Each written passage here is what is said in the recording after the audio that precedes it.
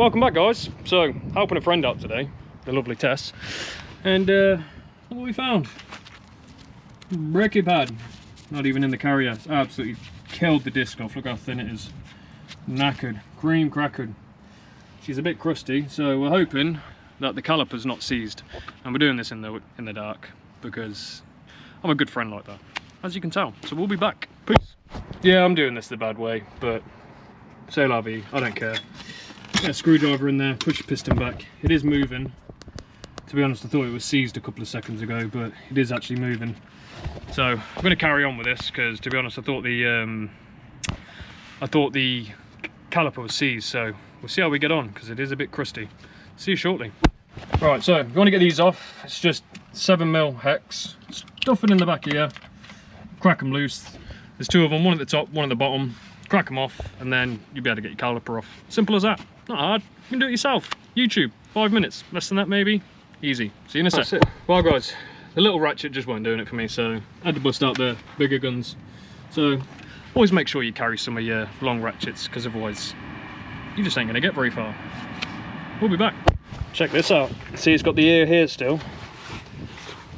I think something's missing here, mate. That pad is fully about to just drop out, let go. Good thing we caught it, I suppose, and he went going down a motorway and lost his braking, because that could have been very bad. Adds to it.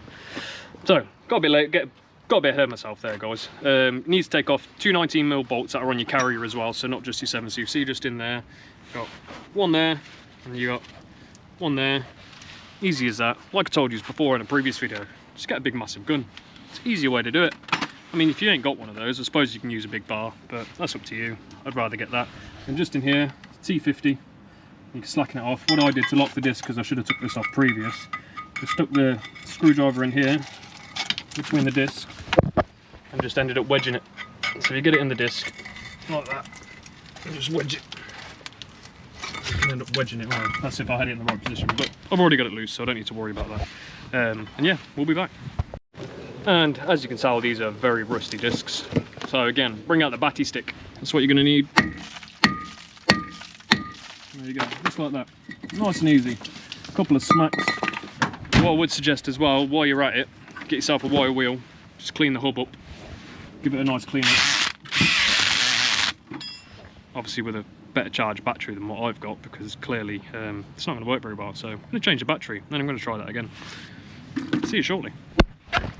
Right, so these discs here, these are customer supplied discs, not ones I normally use. These are and I know they're the cheap ones from Euros, but it's all good, they do the same purpose. But just make sure you get a bit of brake clean on. Clean off the oil, because they've got oils on them basically, so when you, while they're in storage so they don't rust, so you need to make sure you're cleaning that off, because obviously you don't want to get that on your fresh new pads and all that crap. Anyway, see you in a sec. That's the tool you want to use if you didn't get it back with a screwdriver like most of us normally do, but I thought I'd show you the correct way. Do it like that, you push your piston back in, job done.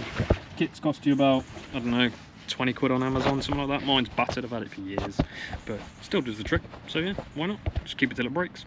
Some people say you should, some people say you shouldn't, but I grease the ears on these ones. The amount of rust that I've not really been able to clean that much off, just, it needs a bit more of a treatment. Get some grease on there, stops the squeal, stops the screaming, and yeah. Well guys, that's the end of that one. It's gotten really dark. I'm glad that's over with now. Glad I did the other side before I recorded this one. But yeah, as you can see, don't forget to get this clip on here. Just got to kind of bend it back a bit, push it up so it slots under the carrier here, slots under the carrier here, and just pushes down into there. That's the last piece. So other than getting your wheel on, don't forget to torque your bolts up, torque your wheel up, because these ones were stupidly tight. So it sees on the, well, the things we do for friends, eh? So that's another job done, another one down. It's pitch black, it's 8 o'clock at night. It's time to go home, I guess. So anyway, if you did like that one, don't forget to like, follow, share, just down here. Help your lazy-eyed mechanic out. Much love. Peace out, people.